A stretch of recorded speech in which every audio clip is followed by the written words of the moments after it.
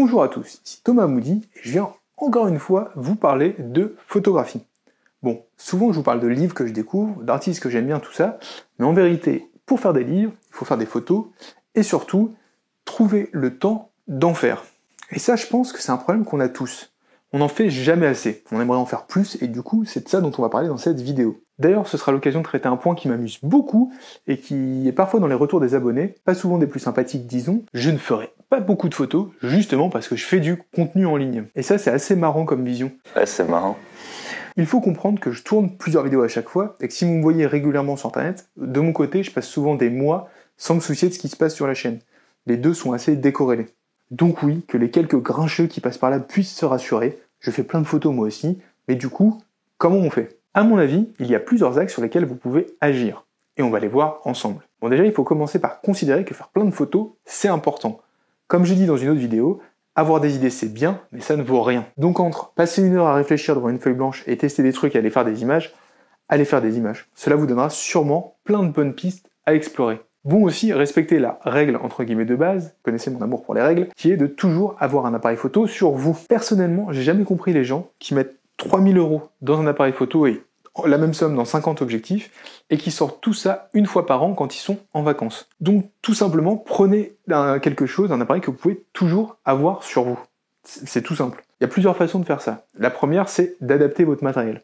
Revendez votre gros truc lourd si besoin et prenez un plus petit. Je me suis longtemps baladé avec un gros réflexe, même si c'était lourd, je le faisais quand même, et j'en ai eu marre et j'ai pris un hybride. Et bah ça change la vie, c'est beaucoup plus léger, je le prenais déjà beaucoup, mais là je le prends encore plus facilement, et ça fait toujours plaisir de l'avoir parce qu'il est très léger.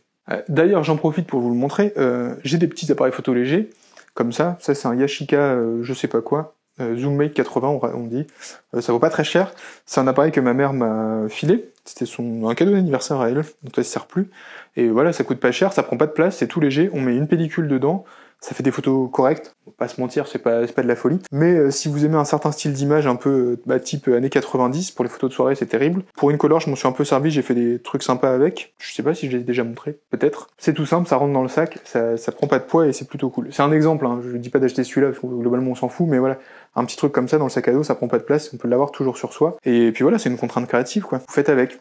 Vous aurez le rendu de cet appareil-là et pas un autre, mais ça marque aussi un peu votre personnalité, donc pourquoi pas. Pareil, ça c'est le premier argentique que j'avais acheté, c'est un Canonné, donc ça pèse un peu plus lourd là déjà. Ça doit être 100-200 grammes, je pense, celui-là il doit être à 400, quelque chose comme ça. J'avais fait un article sur le blog, sur le février Canonné où je le présente. Globalement on s'en fout, hein, c'est du matos, ça ou un Minolta ou tout ça, ça se voit un peu tous. Moi j'avais pris celui-là parce qu'il m'a été forcément conseillé par Richie Lem.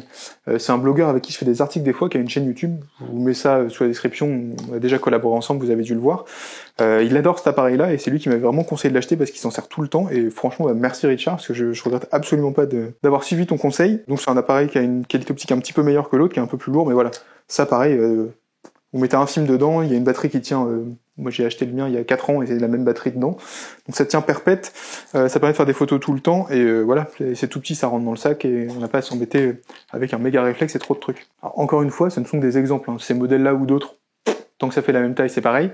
Et c'est juste pour que vous ayez idée de petits appareils que vous pouvez mettre dans votre sac pour faire plus d'images parce que vous l'avez plus souvent sur vous et explorer un peu plus régulièrement avec.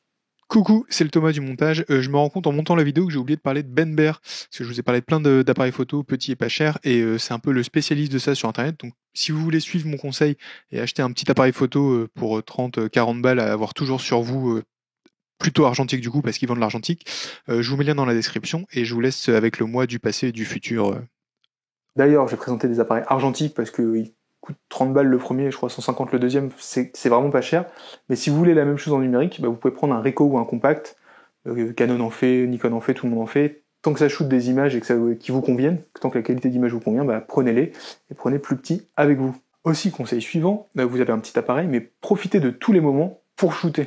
Vous avez un déplacement pro, profitez-en pour vous balader le soir. C'est quelque chose que j'ai beaucoup fait pour une série qui est en cours, ou quand je me déplace dans une ville que je connais pas, je prends mon sac, un mini trépied, parce que j'emmène pas mon gros, à chaque fois c'est trop compliqué, un tout petit trépied, un peu de film et hop, et du coup le soir à l'hôtel, au lieu de rester et de regarder la télé, je prends mon appareil et je vais faire un tour et j'en profite de ce moment-là pour faire des images, parce que comme je vous le dis, il faut essayer de profiter un peu de tous les moments qui passent devant vous. C'est aussi pareil dans les transports, dans les temps morts.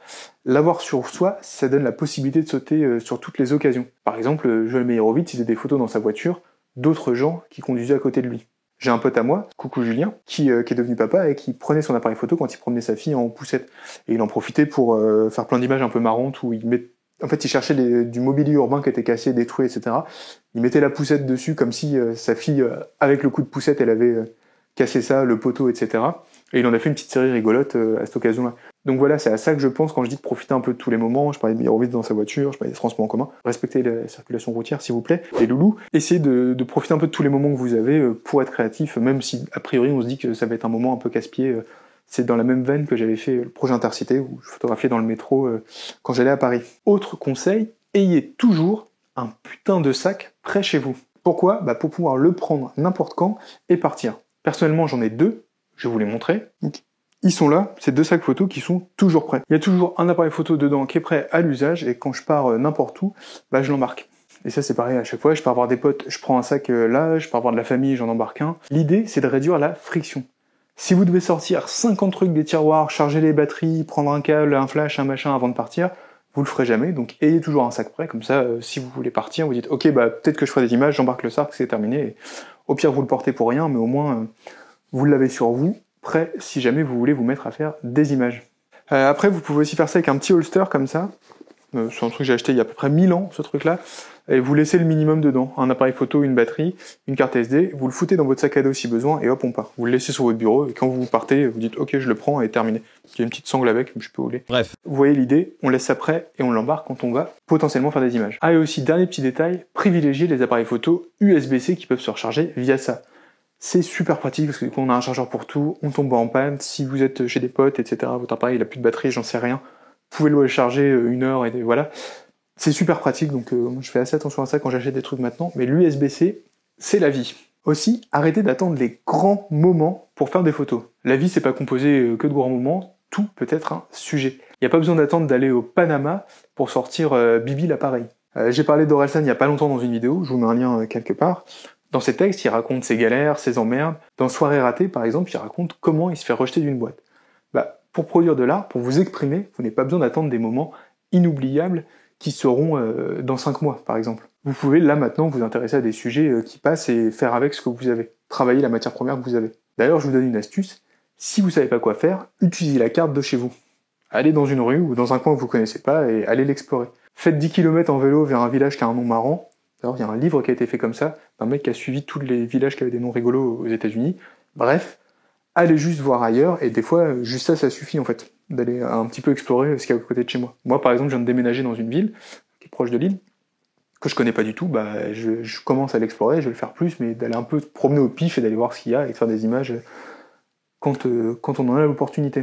Enfin, essayez de garder des moments dédiés à ça. Bon, ça, c'est sur ça que je galère le plus et que je comprends que ce soit difficile, si vous avez des enfants ou autres. Personnellement, j'ai tendance à saisir les opportunités quand elles viennent. C'est pour ça que j'ai développé les méthodes dont je viens de vous parler, le sac qui est prêt, etc. Quand il y a une opportunité, je prends le sac, j'y vais. Mais je planifie peu. Je planifie des moments pour travailler le contenu pour YouTube et le blog, sinon je le ferai jamais. Très concrètement, personne n'a envie de se dire tiens, je vais écrire des vidéos YouTube. Enfin si, mais bref, ça m'aide de planifier. Mais si vous avez la possibilité, bloquez-vous 1 heure. Levez-vous plus tôt, prenez sur votre pause déj 2 fois par semaine. Mais essayez de vous bloquer un créneau pour ça, c'est un levier qui est très puissant. Merci à tous d'avoir regardé cette vidéo jusqu'au bout. Comme d'habitude, n'hésitez pas à partager vos astuces sous la vidéo pour prendre plus de photos. Si vous en avez qui marchent pour vous et que vous pouvez détailler, n'hésitez pas, parce que peut-être que ça peut aider d'autres abonnés, et même moi, en me disant tiens, c'est malin, il fait ça pour faire des images et c'est cool. Donc n'hésitez pas à les partager. Vous connaissez la musique, faut cliquer sur les boutons sur YouTube, on met un petit like, tout ça, on s'abonne, on en parle à sa mamie. C'est très important d'en parler à sa mamie, on le fait jamais assez. Quand on prend le téléphone, on dit mamie, j'ai vu une vidéo YouTube, elle était trop bien, vraiment faut que tu la regardes, ça m'aide énormément. Je sais pas pourquoi les mamies, mais bref, faut que j'arrête d'improviser sur YouTube. Mais en tout cas, faites plein d'images, prenez soin de vous, et moi je vous dis à la prochaine. Salut!